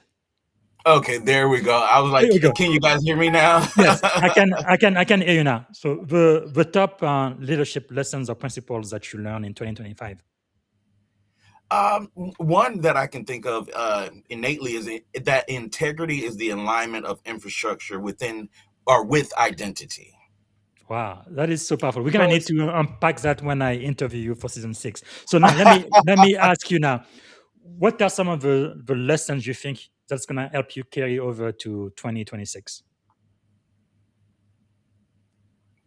Definitely learning that being a leader isn't just about having credentials. We all have credentials, but it's about building a system that's going to allow those credentials to serve others effectively. So our servant leadership doesn't end at the end of the year. We break it into a brand new That's year powerful. and ring in that 2026, right? Wow, that is powerful. And also, I do see your library there. Whenever you have a chance, send me all of the books you recommend, as many as you can. I'm gonna start a leadership and success podcast bookshelf just for you, and because we do read a lot here. Like I said, for this year we had over 250 books, if you can believe that. So by next year, maybe we're gonna have more than 500 books. But books really, no, you don't have to agree with everything an author says, but it kind of forces you to think and to get things from a different perspective. I think it's extremely helpful. So thanks again, Daniel and Terry. Thank you so much for being here. Terry, do you have any last word before we end this episode? The last one from Actually, 2025. just a quick question. You said you're going to have Gary Brito on. When is that episode? It hasn't been scheduled yet. So then, oh Oh, no, okay. Terry, no, Please sorry, keep me sorry. posted. No. Actually, that one is you're talking about the general. It's going to be this Friday. This Oh, Friday, yeah. fantastic. So I will definitely be on and watching you're then. respecting. Yes. Gary, I worked for Gary for about a year and a half when I Wow. first became the G2 at Fort Polk. That is amazing. What a small world. And another one I interviewed, General Milford, he was here on the show. They also work together. So he's a 3-star and General Brito is a 4-star. Yeah. Nothing I have in Great common guy. Great guy. with General Brito. I didn't know he was, Yeah. no, maybe not him, maybe his parent. But anyway, he's of African ancestry, just like me, which is Yeah. pretty cool. I definitely look forward to our He was a conversation. 1-star and then a 2-star when I was working with him. Wow, that is really, really amazing. You cannot do better than 4-star. So a for couple sure. years ago. Wow, that is Yeah. amazing. Anything else you wanted to share to the audience before you go? No, thank you so much, BZ. Have a great New Year's. Stay Thank you. safe, enjoy, and we'll see you again next year. Good. Thank you so much for being one of my inspiration in 2025. Looking forward to 2026. All right. What about you, Daniel? Before we go, anything else you would like to share with the audience? Definitely going into the new year, just knowing that you're not hoping for a better 2026. We all have helped to engineer it, especially with the vision cascade that I've been talking about. It's no longer a concept; it's a current reality. So what you're saying, Arnamo, don't hope for it, but help make it happen. Is that what you're yes, saying? sir, you Wow, are that's powerful. absolutely correct. That is powerful. That is really empowering. I mean, and that's what I am hoping. I am doing with the impact of this podcast, my leadership article, and all of that. Just know I'm trying to encourage the 17-year-old I used to be when I came to this country. I didn't know how to speak English. I had these big ideas and things I wanted to do, but I had no idea how to go from point A to point B. And I wish there was a coach busy somewhere on LinkedIn who would tell me, "Hey, think about this. Hey, here are some principles you need to start working toward." So I am trying to do this for the next generation now, and I look forward to interviewing you for season 6. So let me know whenever you get a chance when we're gonna schedule that. But I definitely look forward to that, sir. And thank you for being active and helping all of us, our tribe, our community, be better later and achieve greater level of success. Thank you so much, sir. The pleasure is all mine. And let me briefly thank you for your platform and Okay. allowing me to come on. You know, I've been following your works. I appreciate everything that you have done up to this point. And I think, is it each one teach one? It's a saying something like that. Every episode that you have has fed my spirit and my soul. And Wow, I thank was, you. I was recently interviewed in a emotional intelligence coaching platform, and I Wow. talked about going back to the basics, just being your most authentic self. No one can be the best you but you. Wow, that is powerful. What is your favorite podcast platform? Which one do you Your normally use? listen, yours and mine. But, sorry, but which platform, like Spotify, Apple Podcasts? Which one do you normally listen on, or is it just YouTube or LinkedIn? LinkedIn and LinkedIn. Spotify. Spotify. Okay, so I would definitely appreciate if you rate the Leadership and Success podcast. 5 is what I want, and if you think it's lower than 5, please talk to me first, and then adding a recommendation there, because I think that really helps, the algorithm, so I can reach more and more people, or even a recommendation on LinkedIn. But I really do I appreciate that, and I really love the community here on LinkedIn, which is my primary platform. The way we help each other, learn from one another, and even when we see things a little differently. Because even earlier you were talking with my primary mentor as an information warfare officer, Captain Joel Rothschild. And you guys didn't really see eye to eye about the infrastructure and that, which is fine. But everybody can learn something from your position and from somebody else's position too, and then we make up our own mind and do it in a respectable way and in a collaborative way. So I really, really, really love that. So thank you again, everyone. So this is it for 2025. I can't believe I've been here for almost 2 hours, and I thought it would only take 30 minutes. Okay, we are going to take this plan down. As we step into 2026, I want to open the door to you. If you are a leader with a story, a lesson, or a journey that can help others grow, I invite you to raise your hand. Season 5 will feature audience member on both the podcast and the Friend in the Spotlight newsletter. This community is about lifting others, celebrating service, and sharing wisdom forward. So I really appreciate for all of those people who have already scheduled their interview with me for season 5 in 2026. Very, very appreciative. And as a closing reflection, as we close out 2025, here's the reflection I will leave with you. Leadership is not about being remembered. It's about leaving others better than you found them. When I came to America, one of my goals at 17 years old was I would like to leave America in a better way than I found her. Right now, I'm not sure that's exactly what's happening.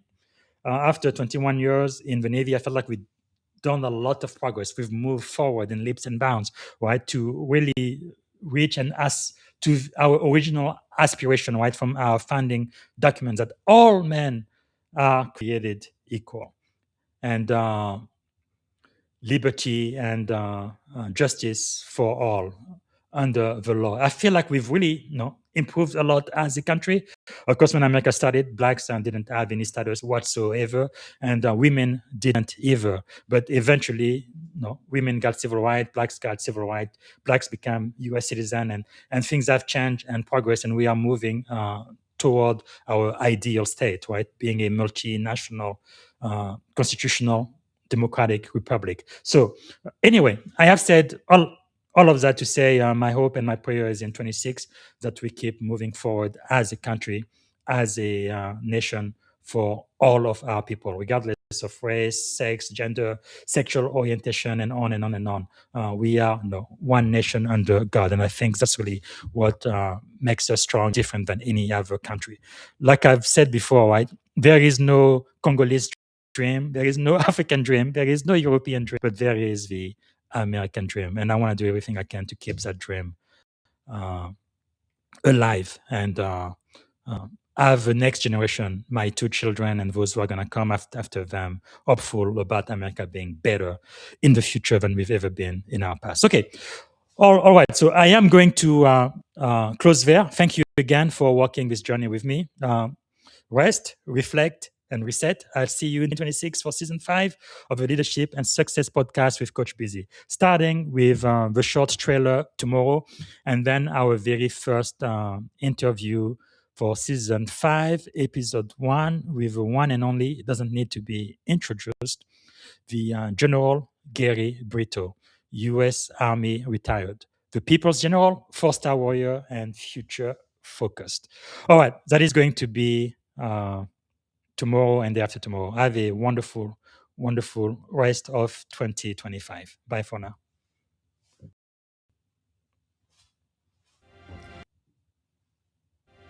Thank you for tuning in to the Leadership and Success Podcast with your host, Coach BZ. If today's episode added value to your leadership journey, be sure to subscribe, share, and join us again for more wisdom nuggets on how to lead better and achieve greater success. Remember, leadership is the most critical skill of our time. The world will always need leaders to inspire others, drive innovation, and execute meaningful strategy. So why not count yourself among the bold leaders shaping the 21st century? Until next time, stay inspired, stay committed, and keep leading with excellence.